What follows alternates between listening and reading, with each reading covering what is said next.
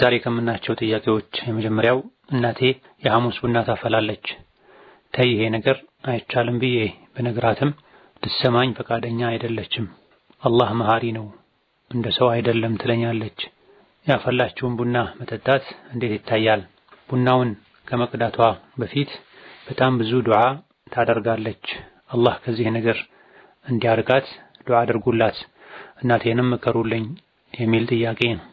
አላህ ተባረከ ወተዓላ ሁላችንንም ቀጥተኛውን መንገድ ይምራን። እሱ የሚወደው መንገድ ላይ አጽንቶ ከሱ ጋር በሰላም እንገናኝ ያድርገን። ዱዓ ማድረግ ትልቅ ዒባዳ ነው። አላህ ተባረከ ወተዓላ ለምኑኝ ዱዓ አድርጉ ብሏል። ነቢዩም ዓለይሂ ሰላቱ ወሰላም ዱዓ የማያደርግ ሰው አላህ እንደሚቆጣው ተናግረዋል። ዱዓን መተው አላህን ያስቆጣል ማለት ነው። ነገር ግን ዱዓ ማድረግን ስነ ስርዓቱ ነብዩ ያስተምረውናል።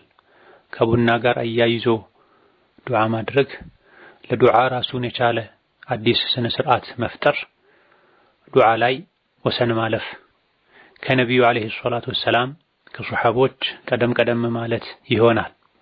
ዱዓን አላህ አድርጉ ብሎ ካዘዘ አደራረጉንም እሱ አስተምሮናል ማለት ነው። ነብዩ ዓለይሂ ሰላቱ ወሰላም አስተምረውናል ማለት ነው። ዱዓ እንዴት መደረግ እንዳለበት፣ እጅ እንዴት መነሳት እንዳለበት፣ ምን አይነት ዱዓ የበለጠ አላህ ዘንድ ተቀባይነት እንደሚያገኝ፣ ምን አይነት ዱዓም ተቀባይነት እንደማያገኝም ጭምር ነብዩ ስለ ዱዓ አስፈላጊ ነገሮችን ሁሉ አስተምረውናልና ቡና ከመቅረቡ ቡና ሲቀርብ ከመቀዳቱ በፊት ዱዓ አድርጉ የሚል ከነብዩ የተነገረ ምንም ነገር የለም። በዛ ጊዜ ቡና አልነበረም የሚል ብዥታ ሊነሳ ይችላል። ቡና የዱዓ አካል ቢሆን ኖሮ ስለ ዱዓ ሁሉን ነገር ያስተማሩት ነብዩ ሰለላሁ ዐለይሂ ወሰለም አላህ አሳውቋቸው ያስተምሩን ነበር። ዲኑ ተሟልቶ ነው ነብዩ ሰለላሁ ዐለይሂ ወሰለም የሞቱት። ዲን ላይ አዲስ ነገር መፍጠር ነብዩን ዓለይሂ ሰላቱ ወሰላም ሁሉን ነገር አላደረሱም አጉድለዋል ማለት ይሆናል። ያስተማሩንን ያክል መተግበር፣ አዲስ ነገር ከመፈጸም መጠንቀቅ ይገባል። ሐሙስ ምሽት ለየት ያለ ዒባዳ ማድረግ፣ ከሌላ ጊዜ የተለየ ዒባዳ ማድረግ በትክክለኛ በግልጽ ሐዲስ ተከልክሏል። ነብዩ ዓለይሂ ሰላቱ ወሰላም አልኢማም ሙስሊም በዘገቡት ሐዲስ ሐሙስ ምሽትን ለይለተል ጁሙዓን በዒባዳ መነጠል፣ ሌላ ጊዜ ማይደረግ አይነት ዒባዳ በማድረግ ሶላት በመስገድ ያልተፈቀደ በዛ ሌሊት አድርጉ ያልተባለን ዒባዳ ሐሙስ ማታ ስለሆነ ቀጣዩ ቀን ጁሙዓ ስለሆነ ብሎ ጨመር አድርጎ ለየት አድርጎ ያልተፈቀደ ነብዩ አድርጉት ያላሉትን ዒባዳ ማድረግን ነብዩ ከልክለዋል። የፊቅህ ሊቃውንትም በሀገራችን በሻፊዕያ ፊቅህም ቢሆን አቢ ሹጃዕ የሚቀራ ሰው በአፍድል የሚቀራ ሰው የሚያውቀው በግልጽ የተቀመጠ ጉዳይ ነው። ለሐሙስ ምሽት ስለሆነ ብሎ ለየት ያለ ነገር ማድረግ የተጠላ። ቡናን ማዘጋጀቱ እንዲሁ የተኛውም ቀን እንደሚዘጋጀው ከሆነ ይሄ ችግር የለውም። መብላት መጠጣት፣ የሚበላው የሚጠጣው ነገር ሐላል እስከሆነ ድረስ ወንጀል ነው አይባልም። ነገር ግን ሐሙስ ምሽት ስለሆነ ብቻ ብሎ ለየት ባለ መልኩ ሳምንቱን ሙሉ ማይደረግ አይነት ዝግጅት ማድረጉ ሐዲስ ውስጥ ይካተታል። የተወደደ የተለመደ ዒባዳን እንኳን ሐሙስ ስለሆነ ብሎ ጨመር ለየት አድርጎ ማድረጉ ከተከለከለ ሌላ ጊዜ ማይደረግን ዓዳን በባህል ሰዎች የሚያደርጉትን ነገር ሐሙስ ማታ ስለሆነ ብሎ ከሐሙስ ከቀጣዩ ከተከበረው ከጁምዓ ቀን ጋር አያይዞ መስራቱ ይበልጥ ይከለከላል። በመሰረቱ ራሱ የተፈቀደው ዒባዳ ከተከለከለ ዒባዳ ያልሆነው መብላት መጠጣቱ ሐሙስ ስለሆነ ብሎ ለየት ማድረጉ ዲን ላይ አዲስ ሕግ ማውጣት ይሆናል። አላህ በሰጠን ነብዩ በሰጡን አለመብቃቃት ይሆናል። እንዲሁ አባት እናቶች ሲያደርጉት የተገኘን ነገር ያለ ማስረጃ ማድረግ አይገባም። አላህ ተባረከ ወተዓላ ማስረጃን እንድንከተል ነው ያዘዘን። ወላጆቻችን አያቶቻችን አላህ ኸይር ጀዛቸውን ይክፈላቸው በሚችሉት ያክል እስላምን ጠብቀው ለኛ አድርሰውልናል። በነበራቸው ዕውቀት ልክ ነው። ከዛ በኋላ ቁርአን ሐዲስ ደሊል ማስረጃ ከቀረበ ከአባት እናቶች ይልቅ ቁርአን ሐዲስን ማስረጃን መከተል ነው የሚገባል። እነሱም ቢሆን ያወቁትን ያክል ነው ትክክል ነው ብለው የመሰላቸውን ያደረጉት ዲን ነው ብለው ያደረጉት። ከቁርአን ከሐዲስ ማስረጃ ካልተገኘለት የተሳሳቱበትን ነገር መተው ግዴታ ነው። በሁሉም ነገር አንገት ደፍቶ መከተል የሚቻለው የሚፈቀደው ነቢይን ብቻ ነው አለይሂ ሰላቱ ወሰላም። ከነቢይ ውጪ ከነቢይ በታች ያሉ ሰዎች ጥሩ ነገር ይዘው ከመጡ እንቀበላለን እንከተላለን። ማስረጃ የሌለውን ነገር ይዘው ከመጡ ጥሩ ያልሆነውን ማስረጃ የሌለውን እንተዋለን። አባት እናቶቻችን አያቶቻችን ቁርአን ሐዲስ ባልደረሰበት ኢስላም በተሟላ መልኩ ሁሉ ቦታ ባልተዳረሰበት እስላምን ለማጥፋት የሚረባረቡ ሰዎች በበዙበት ዘመን ላይ ለዲን ትልቅ ዋጋ ከፍለዋል። የደረሳቸውን ያክል ጠብቀዋል። አሁን ከመቼውም በላይ ቁርአን ሐዲስ ዕውቀት ተዳርሷል። ከቁርአን ከሐዲስ የተቀዳ ንጹህ ዕውቀት ስናገኝ ሌሎች ማስረጃ የሌላቸው ነገሮችን ትቶ ቁርአን ሐዲስን መከተል ይሄ የሙስሊምነት የታዛዥነት ምልክት ነው። ከዛ ውጪ ያለውን በግምት በጥርጣሬ ሰዎች ሲያደርጉ ስላየሁ አባት እናቴ ስላወረሱኝ ብሎ ይዞ አለቅም ማለት ደግሞ ስሜትን መከተል ነው። የእስላምን እምነት አለመረዳት ነው። ሞተን ስንቀበር የቂያም ቀን አላህ ፊት ስንቆም አላህ ተባረከ ወተዓላ አባት እናቶቻችሁን ለምን አልተከተላችሁም ብሎ አይደለም የሚጠይቀን። ማዳ አጀብቱሙል ሙርሰሊን መልእክተኛ ልኬ ነበረ፣ ለመልእክተኛው ላስተምህሮቱ ምን ምላሽ ሰጣችሁ ተብለን ነው የምንጠየቀው። ቀብር ላይ አላህ የሚጠይቀን፣ የቂያም ቀን አላህ የሚጠይቀን ነቢዩ ይዘውት ስለመጡት ማስረጃ ነው። ስለ ቁርአን ስለ ሐዲስ ነው የሚጠይቀን።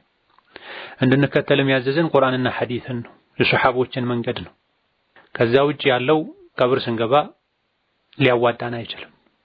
አባት እናቴን ተከተልኩ የሀገሬን ሰዎች ተከተልኩ አይባልም። እነሱን መች ተከተል አልኩህ የሚል ጥያቄ መቅረቡ አይቀርም። ነቢይም ይሁን አለይሂ ሰላቱ ወሰላም ሱሐቦች ሐሙስ ምሽት ብለው ለየት ያለ ዝግጅት ያደርጉ እንደነበረ በአንድም ሐዲስ አልተነገረም፣ ማስረጃ የለው። ማንኛውም ሰው አላህን የሚፈራ ንግግር አላህ ዘንድ እንደሚያስጠይቅ የሚያውቅ ዕውቀት ያለው ሰው ነቢዩ አለይሂ ሰላቱ ወሰላም ወይም ሱሐቦች ሐሙስ ምሽት ላይ ለየት ያለ የሚያደርጉት ነገር ነበረ።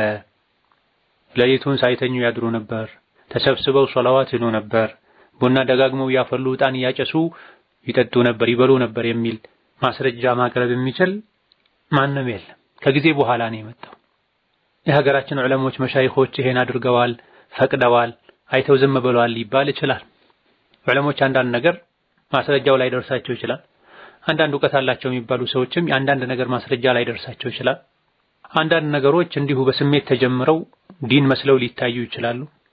አንዳንድ ነገሮች የሀገሩ ሰው ለምዷቸው መጋፈጡ ከብዷቸው አልያ ደግሞ ያን ያክል ሐራም አይደለም ወንጀል አይደለም ብለው ቀለል አድርገው አይተውት ትተውት ስር ሰዶ ሊሆን ይችላል። ሰዎች ለሚያደርጉት ነገር የተለያየ ምክንያት ሊኖረው ይችላል። የሰዎች ድርጊት ማስረጃና ምክንያት መደረግ የለበትም። ትልቁ የሙእምን ጥያቄ ቀብር የሚያሳስበው የሚያስፈራው የቀብር የመላእክት ጥያቄ የሚያስጨንቀው ሰው ስራ መሆን ያለበት ይሄ ነገር ማስረጃ አለው ወይ? አላህ ዘንድ ያዋጣል ወይ? ነብዩ ሱሐቦች አድርገውታል ወይ ነው እንጂ መባል ያለበት ሀገራችን ላይ ተለምደዋል፣ መሻይኾችን ፈቅደዋል። ቁርአን ሐዲሱ ከከለከለ እኮ ማንም ቢፈቅድ ተፈቅዷል አይባልም። ነብዩ አለይሂ ሰላቱ ወሰላም ከከለከሉ ካወገዙ ማንም ቢፈቅድ ተፈቅዷል አይባልም። ሐሙስ ምሽት ለየት ባለ መልኩ እንዲደረግ የተፈቀደው ሁለት ነገር ብቻ ነው በሐዲስ የተገኘው። አንደኛው ነቢ ላይ ሶላዋት ማብዛት ነው ሐሙስ ምሽት ጁሙዓ ቀን። ሁለተኛው ሱረቱል ካህፍ መቅራት ነው። ሱረቱል ካህፍ ጁሙዓ ቀን ነው የሚቀራው። በአንዳንድ ዘገባዎች ሐሙስ ማታም እንደሚቀራ ተነግሯል። ከነዚህ ከሁለት ዒባዳዎች ውጪ ሌላ ጊዜ የማይደረግ ሐሙስ ምሽት ስለሆነ ተብሎ እንደሚደረግ የተነገረ ማስረጃ ያለው ምንም አይነት ዒባዳ የለም።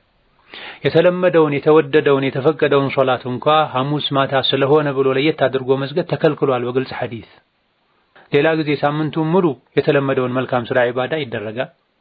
ሐሙስ ስለሆነ ብሎ ግን ያን ዒባዳን ቢሆን ጨመር አድርጎ ማድረግ በግልጽ ሐዲስ ተከልክሏል። ሷሂህ በሆነ ሐዲስ ሶላት አለ ነቢ ማውረዱን ሱረቱል ካህፍ መቅራቱንም ቢሆን አፈጻጸሙ ላይ አዲስ ነገር መፍጠር አይቻልም። ሶላት አለ ነቢ ሐሙስ ምሽት ተፈቅዷል ተብሎ ሰዎች በጀማዓ በጋራ አሊያ ደግሞ ድቤና ከበሮ ጨምረውበት ልበለው ቢሉ አይቻልም። አፈጻጸሙን መቀየር ነው የሚሆነው። ሱረቱል ካህፍንም መቅራቱ ተፈቅዷል።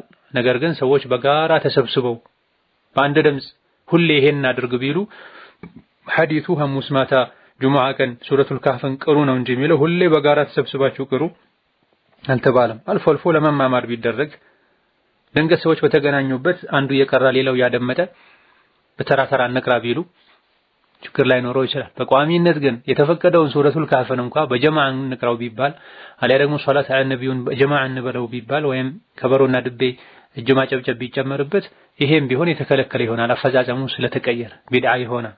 ሐሙስ ማታ ሶላት አለ ነቢ ማውረድን ሐዲሱ ስለፈቀደ ሶላት አለ ነቢን ለማውረድ ነቃ እንድንል ቡና ደጋግመን ያፈላን ጫት እየቃመን ብቻ ከሆንኩኝ ስለምዘናጋ ሰብሰብ ብለን እናደርጋለን ቢባልም ይሄም አዲስ ነገር መፍጠር ይሆናል። ነብዩ ሶላት አለ ነቢ አውርዱ ብለዋል። በተለመደው መልኩ ሁሉም የራሱን የገራለትን ያክል ሶላት አለ ነቢ አውርድ እንጂ ሶላት አለ ነብዩን ለማውረድ ሰብሰብ ብላችሁ በጋራ አድርጉት፣ ሻይ ቡና እያላችሁ ሌሊቱን አሳልፉት አልተባለ። የሰው ልጅ የቻለውን ያክል ዒባዳ ያደርጋል። ከደከመው ለአይንህም ሐቅ አለው ተብሏል። አርፎ ይነሳል። ባልተፈቀደ ነገር ላይ ከመድከም ከመልፋት የተፈቀደውን ትንሽ መስራት ይሻላል ብለዋል የተለያዩ ሱሐቦች፣ አብዱላህ ብን መስዑድም ሌሎችም። ኢቅቲሳዱን ፊ ሱና ኸይሩን ሚን ኢጅቲሃድን ፊ ቢድዓ ተብሏል። ነቢይ ሱሐቦች የማያውቁትን ነገር እየሰሩ ብዙ ነገር ያደረጉ ከመድከም በሱና በዲን የተፈቀደውን ትንሽ ነገር መስራት የተሻለ ነው ተብሏል። ቢድዓ ሁሉ ጥመት ነው። ሰዎች መልካም ነው ቢሉ ከአብዱላህ ብን ዑመር ከሌሎችም እንደተነገረው አዲስ የመጣ ነገር ነቢይ ሱሐቦች ያላደረጉት ነገር መጥፎ ነው፣ ጥመት ነው። ሰዎች መልካም ነው ቢሉም ተብሏል። ይሄ የሱሐባ ንግግር ነው። ነቢይና ሱሐቦች ሐሙስ ምሽትን ለየት ባለ መልኩ ያሳልፉት እንደነበረ እስካልተነገረ ድረስ እነሱ በቆሙበት ልንቆም ይገባናል። ብዙ የተፈቀዱ ሱናዎች አሉ፣ ነቢዩ አድርጓቸው ብለው ያዘዙን ብዙ የተፈቀዱ መልካም ስራዎች አሉ። እነዚያን በመስራት ከቢድዓ ልንብቃቃ ከቢድዓ ልንጠነቀቅ ይገባናል። ሐሙስ ምሽት ላይ የፈላ ቡናን መጠጣቱን በተመለከተ ላልተፈቀደ ዲን ለማያጸድቀው ለቢድዓ ለመሰል ዓላማዎች የተዘጋጀን ምግብና መጠጥ አለመጠቀሙ በላጭ ነው። አይገባም መጠቀሙም ጭምር ሰዎችን ማበረታታት ስለሚሆን ድርጊቱን መውደድ ማጽደቅ ስለሚሆን፣ ነገር ግን ይህን ድርጊት የሚፈጽሙ ሰዎችን ለመመለስ በር እንዲከፍት ለታዕሊፍ እንደሚያወግዙ ከመግለጽ ጋር ትክክል እንዳልሆነ ከመናገር ጋር ይሄን ካቆምኩኝ ሰዎች ጭራሽ ምክሬን አይሰሙም ከተባለ በተደጋጋሚ እነሱን መክረው ተስፋ እስኪቆርጡ ድረስ በትንሹ ቢቀድር الحاجة መቅመሱ ችግር የለውም። የተሰራው ነገር ራሱ ሐራም እስካልሆነ ድረስ የቀረበው ነገር ራሱ ሐራም እስካልሆነ ድረስ ሰዎች ይመለሳሉ እስከተባለ ድረስ ምክር እንዲሰሙ የሚያደርግን ያክል ግንኙነት እንዲኖር ለማድረግ እየጠሉም ቢሆን መቅመሱ መልካም። ምንም ተስፋ ከሌለ አለመብላት አለመጠጣቱ እነሱንም እንዲደነግጡ ይሄ ነገር ከዲን የወጣ ነው ወይ እንዲሉ ያደርጋል ከተባለ አለመብላቱ መልካም ነው። በትንሹ የጠሉትን ቢሆን እየቀመሱ እነሱን ደጋግሞ ለመምከር በሩን ክፍት አድርጎ ግንኙነቱን ማስቀጠሉ የሚሻል ከሆነ ደግሞ መቅመሱ ችግር አይኖረውም። ተስፋ ከተቆረጠ መብላቱ መጠቀሙ የተከለከለ ይሆናል። ማገስ ስለሚሆን ማጽደቅ ስለሚሆን የተሳሳተ ተግባራቸው። ሌላኛው ጥያቄ የማይሰግድ ሰው ኒካህ ማስተሳሰር አይችልም ሲባል ሰምቼ ነበረ፣ ግን በገጠሩ አብዛኛው ሰው አይሰግዱም። እናም የዚና ልጅ ሊሆኑ ነው የተወለዱት ልጆችስ የሚል ጥያቄ።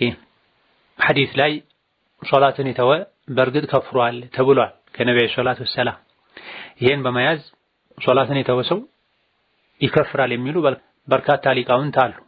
ነገር ግን የሶላትን ግዴታነት ካስተባበለ ብቻ ነው የሚከፍረው፣ የሶላትን ግዴታነት ከማወቅና ከማመኑ ጋር በተለይም አንዳንዴ የሚሰግድ ከሆነ አይከፍርም የሚሉ ብዙ ሊቃውንት አሉ። ሀገራችንም ላይ ብዙዎቹ ዘንድ የተለመደው መድሀብ ይሄው ነው።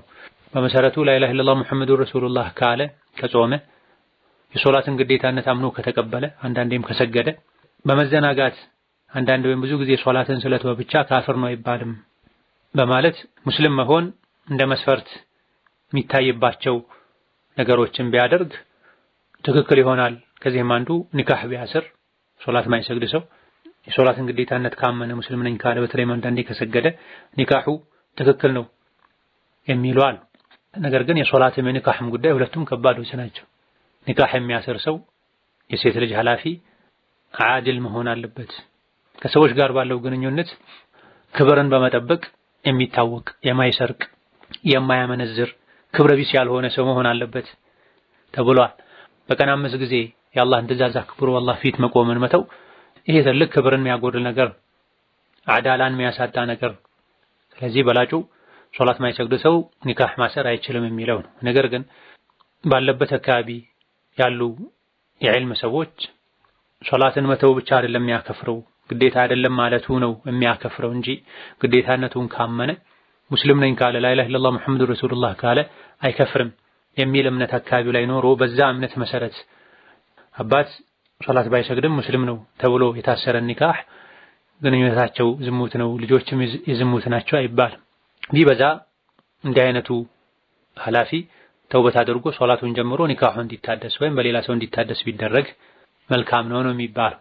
ነገር ግን ይሄን ያክል የሚባለው ሆኖ ያለፈ ጉዳይ ከሆነ አዲስ ኒካህ የሚያስር ሰው ነጥቡ ኺላፍ ያለበት አንድን ሶላቱን ከወቅቱ እስኪያልፍ ድረስ የተወሰው ይከፍራል የሚል ጠንካራ አቋም ያላቸው በርካታ ሊቃውንት ስላሉ አዲስ ኒካህ የሚያስር ሰው ኒካሁን ሶላት የማይሰግድ ሰው እንዳያስርለት ማድረግ አለበት። ቀጥሎ ወዳለው ኃላፊ መሸጋገር ያስፈልጋል። እሱም ማይሰግድ ከሆነ ወይም እምቢ ካለ ቀጥሎ ወዳለው ሁሉም የሴት ልጅ ኃላፊ የሆኑ ኒካህ ማሰር የሚፈቀድላቸው ማይሰግዱ ከሆነ ተመሳሳይ ከሆነ አቋማቸው ሁኔታቸው ወደ ሸሪዓ ፍርድ ቤት ሄዶ ኒካህ ማሰር።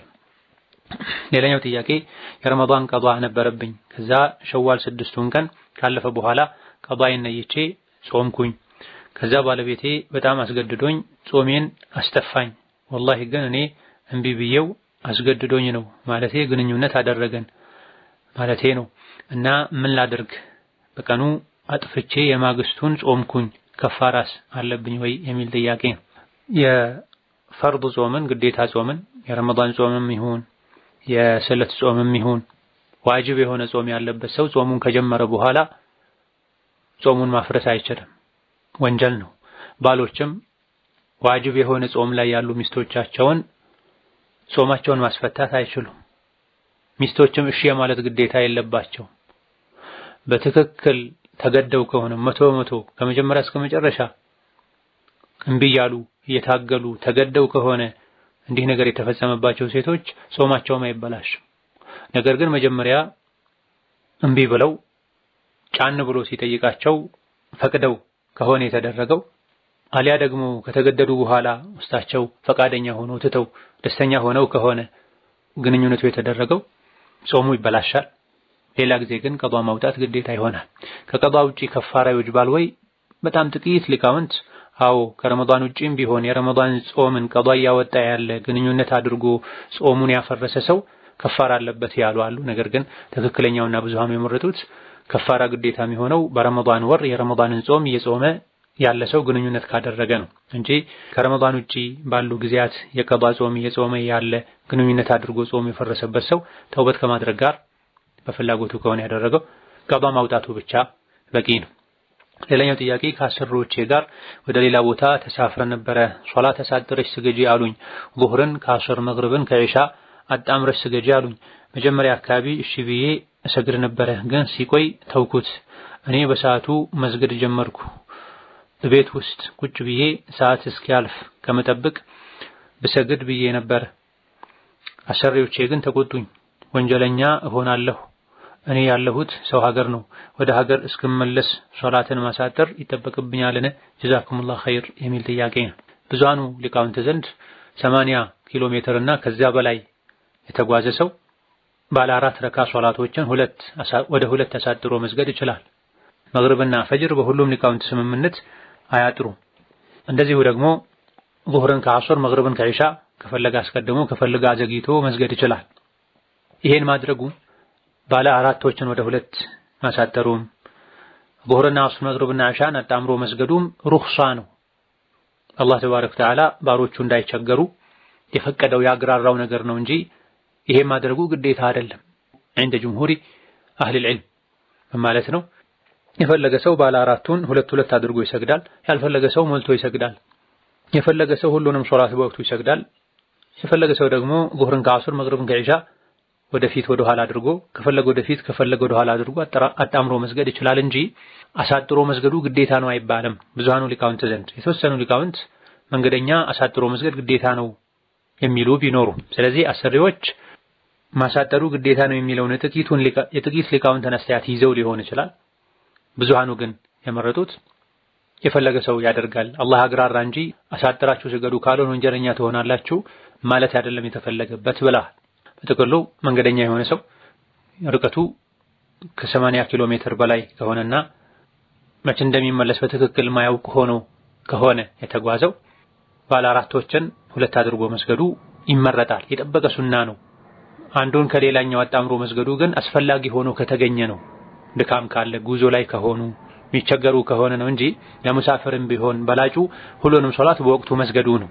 ስለዚህ ሁሉን ሶላት በወቅቱ ጠብቆ መስገዱ ሞልቶ መስገዱ ወንጀለኛ ያደርገኛል ወይ? አያደርግም ኢንሻአላህ ተዓላ። የሰው ሀገር ነው ያለሁት እስክመለስ አሳጥሬ መስገድ እችላለሁ ወይ? አብዛኞቹ የፊቅህ ሊቃውንት ከ4 ቀን በላይ እቆያለሁ ብሎ ወስኖ የሄደ ሰው ሞልቶ መስገድ አለበት ነው የሚሉት። ለስራ ከሆነ የተካሄደው ለብዙ ወራት ለብዙ ዓመታት ነውና የሚሆነው ሞልቶ መስገዱ ግዴታ ይሆናል። ከዛ ለስራ ከሄዱበት ሀገር ወደ ሌላ ሀገር ከተካሄደ ግን ወደ ዋናው የስራ ሀገር መቼ እንደሚመለሱ ካላወቁ አላ ደግሞ ከ4 ቀን በታች ከሆነ የሚቆዩት አሳጥሮ መስገዱ ችግር የለም። ሌላኛው ጥያቄ በኦንላይን ወርቅ መግዛት እንዴት ይታያል? ሴትዮዬ ሐራም ነው ብላኝ ነው ዲስካውንት አድርገው በዛ ሰዓት የገዛ ሰው በጣ ጊፍት ይደርሰዋል። ይህስ እንዴት ይታያል የሚል ጥያቄ። ወርቅን በሌላ ገንዘብ ለመግዛት እጅ በእጅ መቀባበሉ ግዴታ ነው። ወርቅ በወርቅ ከሆነ እጅ በእጅና እኩል መሆን አለበት። ወርቅን በሌላ ገንዘብ ለመግዛት ከሆነ ወርቁን ሲቀበሉ ገንዘብ መስጠት፣ ገንዘቡን ሲሰጡ ወርቅ መቀበል ግዴታ ነው። በኦንላይን ይሄን ማድረጉ ከተቻለ በአካውንት ገንዘብ ገብቶ በቪዛ ካርድ እንዲቆረጥ ተደርጎ ወርቁ ባለበት ሀገር ላይ እቃውን የሚቀበል ሰው ከተደረገ በኦንላይን መግዛቱ ችግር የለው። አሊያ ደግሞ የተወሰኑ ሊቃውንት እንደሚሉት ወርቁ ይሄ ከማዕድን የሚወጣው ራሱ እስካልሆነ ድረስ በተለያየ ቅርጽ በተለያየ መልኩ የተሰራው ከሆነ እንደ እቃም ጭምር ሊቆጠር ይችላልና በኦንላይን እቃው ተመርጦ ገንዘቡ በባንክ አካውንት ገብቷል፣ ያ ደግሞ በቪዛ ካርድ እንዲቆረጥ ተደርጎ ወዲያው ደግሞ በኦንላይን ሽያጭ የሚያከናውኑ እቃ የሚያቀርቡ ሰዎች አካውንት ላይ ገንዘብ እንደገባላቸው ወይም በካርድ እንደተከፈለ ወዲያው ወደ ገዛው ሰው የሚልኩ ከሆነ ችግር የለውም የተባለበት ሁኔታ። ወርቅና ብር ላይ ሪባ ያለው ገንዘብ በመሆናቸው ስለሆነ ወርቅን በብር ሲገዙ እጅ በእጅ መረካከብ ግዴታ ነው። ከብርና ወርቅ ውጪ ያሉ ነገሮችን ስንዴን፣ ጤፍን በሚገዙበት ጊዜ እጅ በእጅ መሆኑ መስፈርት አይደለም። ወርቅና ብር ግን ገንዘብነት አንድ ስለሚያደርጋቸው ወርቅና ብር በሚለዋወጡበት ጊዜ እጅ በእጅ መሆኑ መስፈርት ነው። ብርም በብር ወርቅም በወርቅ በሚሆኑበት ጊዜ ደግሞ እጅ በእጅ መሆን አለበት። የሚሰጡትና የሚቀበሉት ግራሙ መጠኑ እኩል መሆን አለበት። ወርቅም በኦንላይን በሚገዙበት ጊዜ ልክ ገንዘቡን እንዳስገቡ እዛ ቦታ ላይ የሚቀበል ሰው መኖር አለበት። አሊያ ደግሞ ወዲያውኑ ገንዘቡን ወደ ከፈለው ሰው የሚያደርስ የተመደበ አካል ኖሮ ብሩ እንደገባ ወዲያው ይዞ ወጥቶ ወደ ገዛው ሰው የማድረስ ስራን የሚጀምር መሆን አለበት። በላጩ ከኺላፍም ለመውጣት ጥንቃቄም ለማድረግ ቀጥታ ሄዶ መግዛቱ፣ ቀጥታ በአካል ገበያው ላይ ሄዶ መግዛቱ ነው። በህፃንነታቸው የሞቱ ልጆች ሁሉም የጀነት ናቸው ማለት ምንም ወንጀል ሳይሰሩ ወደ አኺራ ስለሄዱ የካፍር ልጅ ቢሆኑስ የሚል ጥያቄ። የሙስሊም ልጆች በጥቅሉ የጀነት ናቸው ተብሎ ተስፋ ይደረጋል። በግለሰብ ደረጃ ግን ህፃን ሆኖ ስለሞተ እሱ የጀነት ነው እሱ የጀነት ናት አይባልም። አላህ ነው የሚያውቀው። እንዳጠቃላይ ግን ሙስሊሞች የሆኑ ህፃናት የሙስሊም ቤተሰቦች ልጆች የሆኑ ህፃናት ኢንሻአላህ የጀነት ናቸው ይባላል እንዳጠቃላይ። በግል ግን እገሌ የጀነት ነው እገሌ የጀነት ናት አይባሉም። ምንም ወንጀል ስላልሰሩ የጀነት ይሆናል ተብሎ እርግጠኛ ሆኖ መደምደም መናገር አይቻልም። ምን አይነት ሰው እንደሆኑ ሸቂይ ናቸው ሰዒድ የሚያውቀው አላህ ነው። የካፊሮችን ልጆች በተመለከተ ከአባቶቻቸው እኩል ናቸው የጀሃነም ናቸው ነው የሚባለው የሚሉ ሊቃውንትም አሉ። አይ እነሱ የጀነት ናቸው የሚል አቋም ያላቸው ሊቃውንትም አሉ።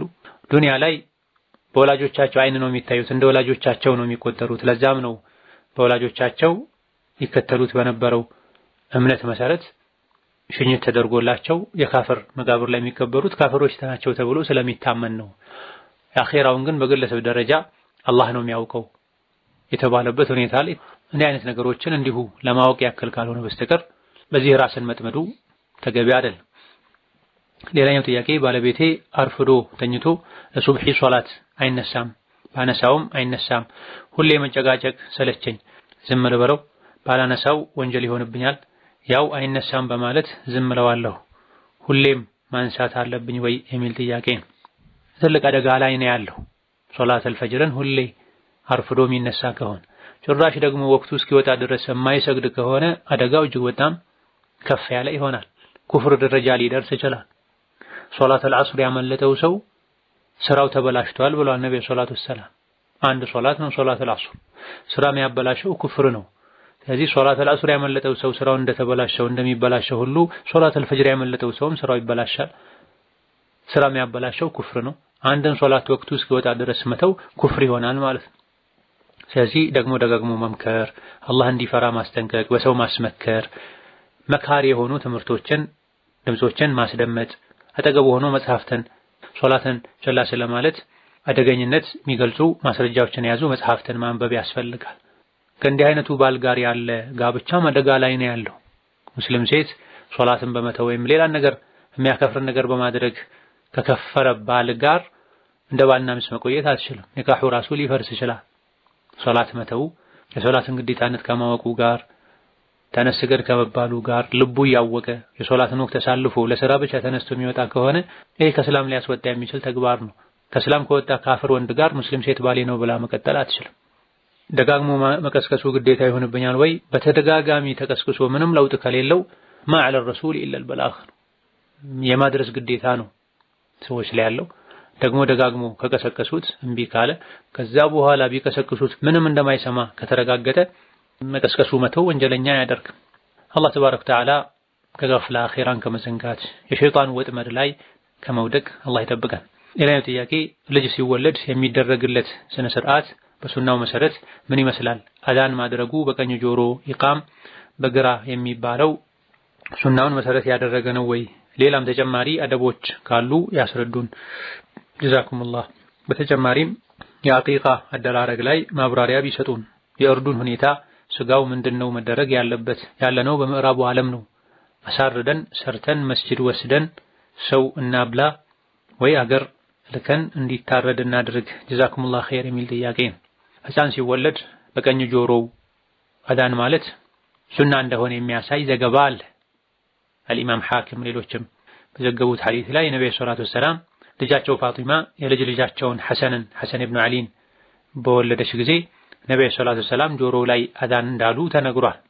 በግራ ጆሮው ኢቃም ማድረግን በተመለከተም በአንዳንድ ሐዲሶች ቢነገርም ነገር ግን ኢቃም እንደሚባል የሚያሳዩ ዘገባዎች በጣም ደካማ ናቸው። ስለዚህ አዳኑ ብቻ በቂ ነው። አቂቃ የጠበቀ ሱና ነው። አንዳንድ ሊቃውንት ግዴታ ነው አቅም ያለው ሰው ላይ ያሉበትም ሁኔታ ስላለ አቂቃ መተው የለበትም።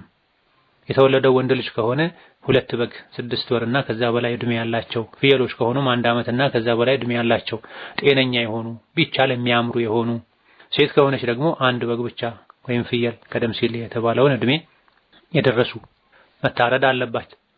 ማረድ ይቻላል። ለምን የወንድና የሴት ተለያየ? አላሁ አዕለም። እንደዚህ ነው በዲኑ የተደነገገው። የተለያዩ ሊባሉ የሚችሉ ምክንያቶች እንዳሉ ሆኖ ለምን ዙህር 4 ሆነ፣ ለምን ፈጅር 4 ሆነ ያሉ የዲንን ህግ መጠየቅ አይገባም። አላህና መልእክተኛው እንዲህ ነው የደነገጉት ይባላል። ከታረደ በኋላ በግ ወይም ፍየሉን ለ3 መክፈሉ ይወደዳል። አቂቃ በብዙ ነገር እንደ ውድሕያ ነው። 1/3ኛውን ቤት አስቀምጦ መመገብ፣ 1/3ኛውን በዕለቱ ቀቅሎ ከወዳጅ ከዘመድ ጋር መብላት፣ 1/3ኛውን በጥሬ ለአቅመ ደካማ መስጠት በላጭ ነው። ይሄን ማድረግ ካልተቻለ በዚህ መልኩ ማከፋፈል ካልተቻለ ዋናው በአቂቃው ቀን ለህፃኑ ነይቶ አቂቃን ማረዱ ነው። በ7ኛው ቀን ካልተቻለ በ14ኛው ቀን ካልተቻለ በ21ኛው ቀን ካልተቻለ በየትኛውም ጊዜ ከዛ ቀን በኋላ በ29 ቢሆን ይመረጣል ተብሏል። 21 ካለፈ በኋላ በፈለጉት ቀን ይደረጋል ተብሏል። ዋናው ለአቂቃ በተገደበው ቀን ላይ ለህፃኑ አቂቃ ነው ብሎ ማረዱ ነው። ከታረደ በኋላ ሙሉንም ቢበሉት ያን ያክል ችግር የለውም። ትንሽ ሰደቃ ቢሰጡ የተወሰነውን መልካም ነው። ሙሉ በጥሬ የሚሆን በስሎ ለምስኪን ወይም ለጎረቤት ቢከፋፈልም ችግር የለም። ዋናው ማረዱ ነው ነይቶ። ግን የተወሰነ መብላቱ፣ የተወሰነ በጥሬ መስጠቱ፣ የተወሰነ ለቤት አስቀምጦ መመገቡ የተሻለ። ባሉበት ሀገር ማረድ ቢቻል ህፃኑ በተወለደበት ሀገር መልካም። ባሉበት ሀገር ሰርቶ ማብላት ካልተቻለ አሊያ ደግሞ ክፍለ ሀገር ላይ ሌላ ውጭ ሀገር ላይ በጣም የተቸገሩ ሰዎች ካሉና እዛ ሀገር ገንዘብ ተልኮ በዕለቱ አርደው በትክክል እንደሚያበሉ ከተረጋገጠ ሌላ ሀገር ቤተሰብ ጋር የሚሆን ወዳጅ ዘመድ ጋር በውክልና እንዲሰራ ማድረግም ይቻላል። ሌላኛው ጥያቄ ወንድሜ ሞቶብኛል። የሞተውም ጎረቤት ሊረዳ በሄደበት ነበረ። ባህር ዛፍ ሲቆረጥ እኛ ጋር በጭረት ይስቡታል እና ወንድሜ ከ8 ሰው መሃል እሱን ባህር ዛፉ ወድቆበት ወደቀበት። እናም ህይወቱ ብዙም ሳይቆይ አለፈ እና በሀገር ሽማግሌ እርዳን ያሉት ሰዎች ካሳ ለኔ ቤተሰቦች ይገባቸዋል ብለው ፈረዱ። እኔም በሰዓቱ የአላህ ቀደር ነው እና ካሳ አትቀበሉ ብላቸውም ሊሰሙኝ አልቻሉም። እናም ብሩን ተቀብለው አጠፉት። ይህ በሸሪዓ እንዴት ይታያል?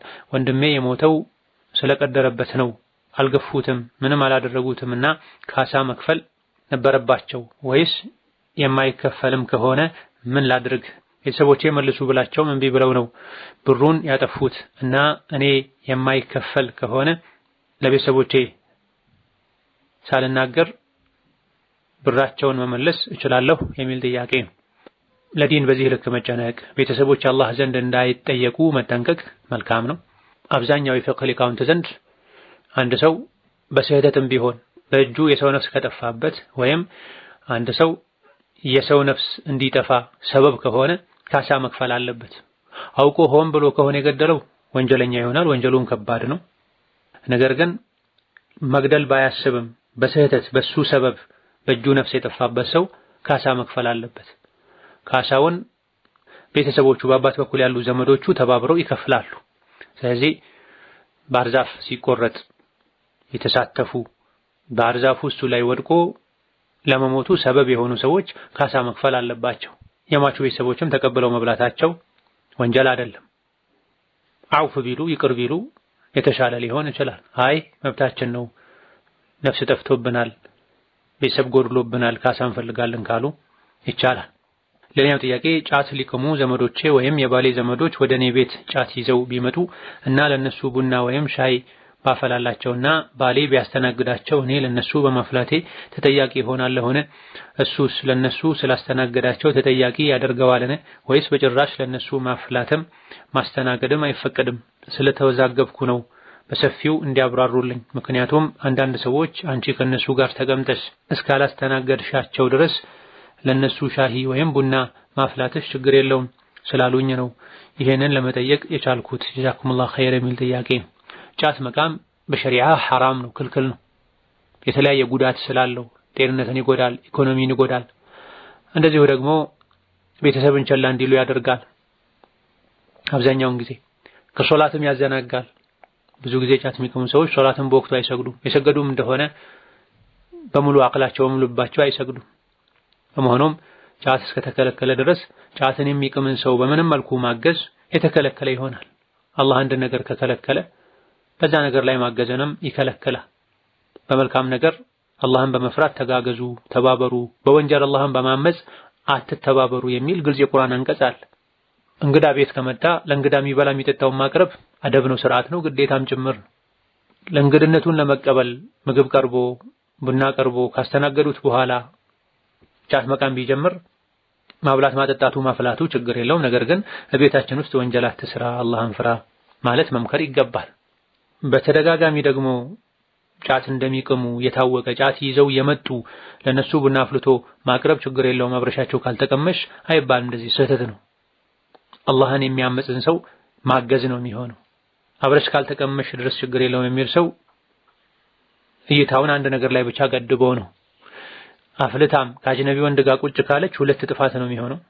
ቁጭ ብላ በመኻደሟ እክትላጡ ማድረጓ ሁለት ጥፋት ነው የሚሆነው። እሷ ባትኻድም አፍልታ ማቅረቡ ጫትን ራሱ ገዝቶ ማምጣት ለጫት የሚያስፈልግን ነገር ማሟላት እንደማለት እኮ ነው። በዲን ጉዳይ ሉኝታ ሊይዘን አይገባም። ለአንተም ለራስህም ለጤናህም ለኢኮኖሚህም ለዒባዳ ለዲንህም ጥሩ አይደለም። አላህን ፍራ፣ ጫት አትቃም። ይሄን አላህ የማይወደውን ነገር ደግሞ እኔ ቤት እንድታደርግ አልፈቅድልህም። ዝምድናውን ፈልጋችሁ ከሆነ የመጣችሁት ወንጀል በሌለበት መልኩ ዝምድናችንን እንቀጥላለን። በአንድ በኩል አላህ ያዘዘውን ዝምድና እየቀጠለን፣ በሌላ በኩል አላህ የከለከለውን ወንጀል መስራት የለብንም ሊባል ይገባል። አይ እኔ ሐራም ነው ብዬ አላምንም ካለ የሚቅመው አካል አይ እንደኔ ደግሞ ሐራም ነው ወንጀል ነው ብዬ አምናለሁና እኔ ቤት መቃም አይቻልም መባል አለበት። በዲን ጉዳይ ጠንካራ መሆን ይገባል። ይሄን ማድረግ ደግሞ ዝምድና መቁረጥ አይደለም። የግድ ዝምድና ለመቀጠል ጫት መሃል ላይ መግባት አለበት ያለው ማን ነው? ነብዩ ዝምድና ቀጥሉ ብሏል። እንደሳቸው ዝምድና የሚቀጥል ሰው አልነበረም። አዳዲስ ነገሮችን በፈጠረን ቁጥር ዲንን እንዳንተገበር እንቅፋት ልናደርጋቸው አይገባም። هذا والله تعالى اعلم። ለዛሬ በዚህ እናበቃለን። የተቀሩትን ሌላ ጊዜ እንመልሳለን። ወሰላሙ አለይኩም ወራህመቱላሂ ወበረካቱ።